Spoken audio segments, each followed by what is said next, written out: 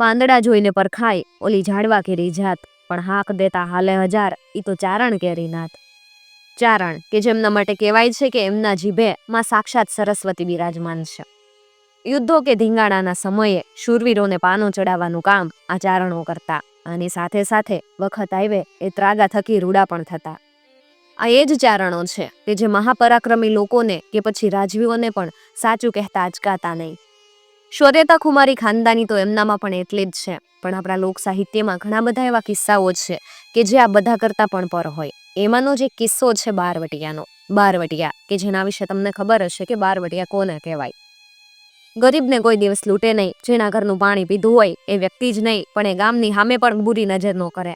ખાનદાની જેનામાં હોય, હલકા વિચારવાળા વ્યક્તિ સાથે બેસવું પણ ન ગમે, સિંહને પણ બાથમાં લઈને હુવે, માય કાંગલાની જેમ જેને જીવતા ન આવડે અને એને માય કાંગલા ગમે નહીં. જ્યારે પોતાનો સગો ભાઈ પણ જો અવળા માર્ગે જાય એટલે એનું પણ માથું ઉતારી લેવામાં અચકાય નહીં. પોતાના જીવના જોખમે પોતાની નહીં પણ બીજાના દીકરાને દીકરીઓ પણ આવે.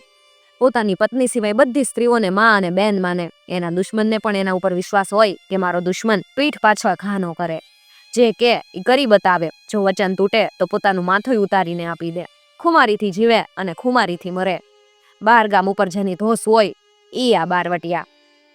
જેની જીભેમાં સાક્ષાત સરસ્વતી બિરાજમાન છે એ ચારણ જ્યારે બારવટિયા થઈ જાય ત્યારે શું થાય એ વાત આજે આપણે સાંભળવાના છીએ. હેલો દોસ્તો, હું છું વૈશાલી અને આજે આપણે મનુભાઈ જોધાણી લિખિત એકલિયાની વાત સાંભળવાના છીએ. પેલા જોતો નહીં છાટા ઉડેસ ને. ઘોડીને ધમારતા ધમારતા શેલાર ખાચરે પોતાની પાસે પણ થોડે દૂર રણી જેવી સુંદર ઘોડીને ધમારતા એક ચારણને કીધું, આપા હું તો છેટો જ છું, છાટા ક્યાં ઉડે? ચારણે વિનયથી જવાબ આપ્યો, ગોલકીનો ફાટ્યો પાસો. આપા સંભાળીને બોલજો, છાટા ઉડ્યા વગર નકામી રાડો શેની પાડોસ? કે તારા બાપનો ધરોસ? કાઠીએ લડાઈનું બાનું સર્જ્યું.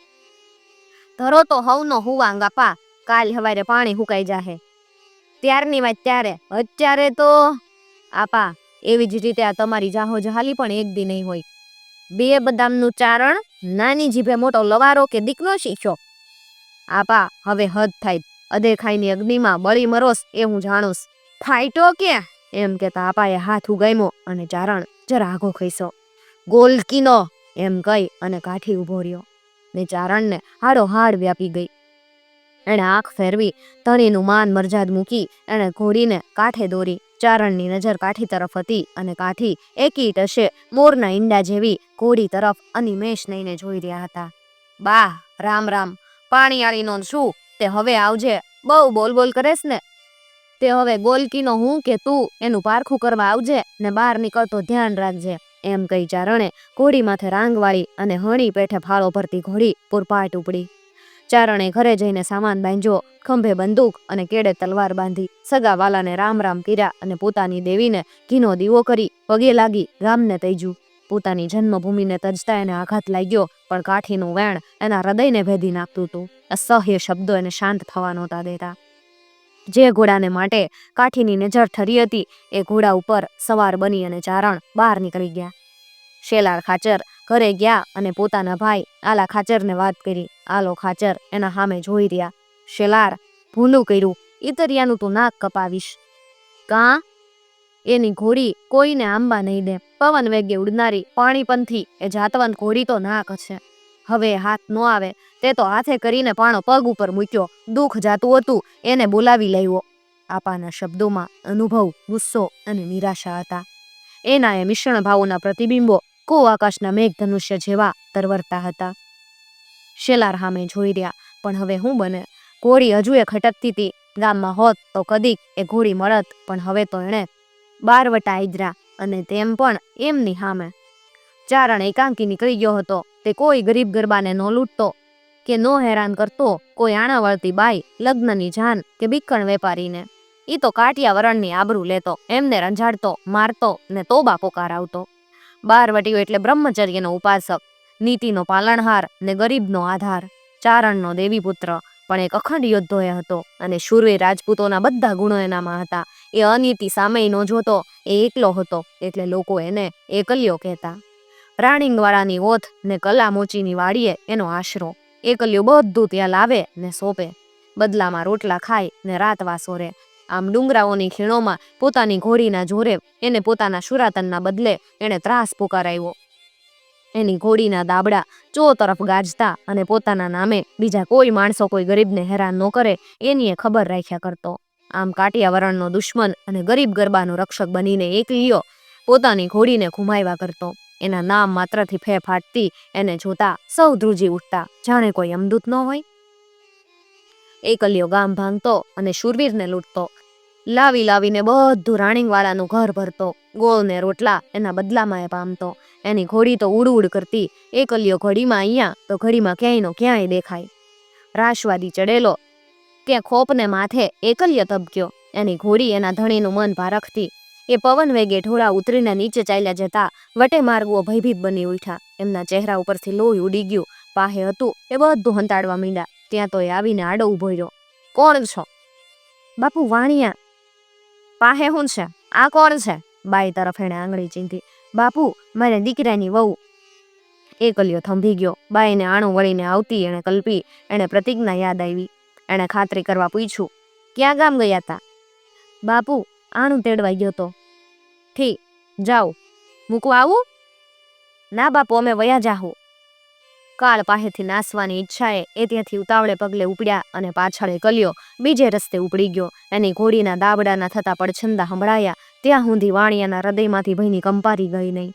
આણા વળતી વહુ આજે લૂંટાતી રહી જવાથી એકલિયાને હજારો આશીર્વાદો વરસાવતી મનમાં રાજી થતી પોતાના સસરા પાછળ હાલતી હતી અને જલ્દી ઘરે પહોંચવા એકાના પગ પણ બમણા જોરથી ઉપડતા હતા. ને વળી એક દિવસ બરોબર 10 વાગવાનો સમય થયો હશે. બે ચાર આદમી અને થોડા બૈરાઓનું એક ટોળું દેવળિયાને માર્ગે આનંદમાં ચાલ્યું જતું હતું. માથે નવા માથાના ને બંડીઓની કરચલીઓ, કાંડા ઉપર પાડેલા આદમીઓ હાથમાં ડાંગ લઈ અને આગળ ચાલતા હતા. અને જામનગરના મધરાથી તથા ગઢાળીના ઉજળવાથી હાડલા પહેરી બૈરાઓ માથે બચકા મૂકી અને આનંદમાં વાતો કરતા કરતા હાલ્યા જતા હતા. એકલિયાની ભો એમને હતી અને એથી એઓ ઉતાવળે ચાલ્યા જતા હતા. જેનો ભય હોય એ આડો ને આડો જ હોય. થોડે છેટે પૂરપાટ દોડી આવતી ઘોડીના દાબડા ખખડ્યા અને એના પડછંદાએ આ બધાના કાજા ફફડાવી મૂક્યા. ભયની કંપારી આવી ગઈ અને બધા ધ્રુજી ગયા. એકલિયાને પૂરપાટ દોડ્યો આવતો એમણે બધાએ જોયો. મોતને જોઈ અને ટાંગા ભાંગી જાય ને એક તસુય આગળ હાલી શકાય એમ આ ટોળું એકલિયાને જોઈને ઠરી ગયું. સમસમીને સૌ ઊભા રહ્યા. સૌના ચહેરા ઉપરથી નૂર ઉડી ગયું. ઘોડે સવાર નજીક આવ્યો અને એણે પડકારો કર્યા, એલા કોણ આદમી? અમે છીએ. કેવા છો? મોચી. મોચી? ક્યાં રોસ? પીપરડી. શું નામ? મારું નામ ગણેશ ને મારું નામ મૂળજી. બે જણા વારા ફરતી બોલ્યા. ક્યાં જાઉસ? દેવળીએ જવુંસ. કોને ઘેર? કલા મોચીને ઘેર. એકલિયાને ખાતરી થઈ. એ નીચે ઉતરી પડ્યો અને મોચીઓના મોઢામાંથી ચીસ પડાઈ ગઈ. એ ભયના માર્યા બેહી ગયા. બીવો નહીં, હું એકલિયો. કલાએ મને હામો મોકલ્યો. મારું નામ દઈને કોઈ તમને લૂંટી જાય તો મારે મરવું પડે. કલાના મહેમાન તો મારાય મહેમાન કહેવાય. હાલો, હું મૂકી જાઉં ગામ સુધી. એમ કહીએ એકલિયો ઘોડી ઉપર રાંગે વળ્યો અને એ આગળ થયો. પણ મોચીની હિંમત હાલી નહીં. તેઓ એકબીજાના મોઢાની સામે જોઈ રહ્યા. બાપુ, તમે જાઓ, અમે ધીમે ધીમે આવશું. હવે તો તમારા બોલાવા બીક હવે કેવી? એનાથી દૂર રહેવા માટે મોચીઓએ એને વિદાય કર્યો ને એકલિયો ઘોડી દોડાવી ગયો. બધાના જીવમાં જીવ આવ્યો અને એવો નિરાતે દેવળીએ ગયા. કલાને વાત કહી એટલે કલો હસી પડ્યો. એકલિયો ને આપણને ઈ કાંઈ લૂંટે? એકલિયો તો ગરીબોનો બેલી, ઘણાને તો સીમાડા સુધી મૂકી આવે. એની માએ ઈ એક જ જણસ, ભલે નહીં ચારણ રહ્યો પણ ગામ ભાંગે એનું હું? ઈ તો કાઠિયાવરણને પાનો ચડાવવા. આમ ને આમ એકલિયાની રંજાડ વધી પડી. જસદણના રાજ્યમાં ગામમાં એણે હાક બોલાવા માંડી એટલે કાઠી ડાયરો એની ઉપર ઘીસટ લાવવા અધીરો બની ગયો. એકલિયો 5 વર્ષથી ભમતો પણ એને આશરો મળતો એટલે પકડાતો નહીં. કાઠિયાવરણને બહાર નીકળવું ભારે થઈ પડ્યું હતું. રાણીંગવાળાને પણ ખૂબ ધરવી દીધેલો. એને દાનત ખોટી થઈ ને જસદણમાં ખબર આપી. જસદણથી લખમણ ગીડો રાતોરાત ઘોડા લઈ અને આવી પહોંચ્યો.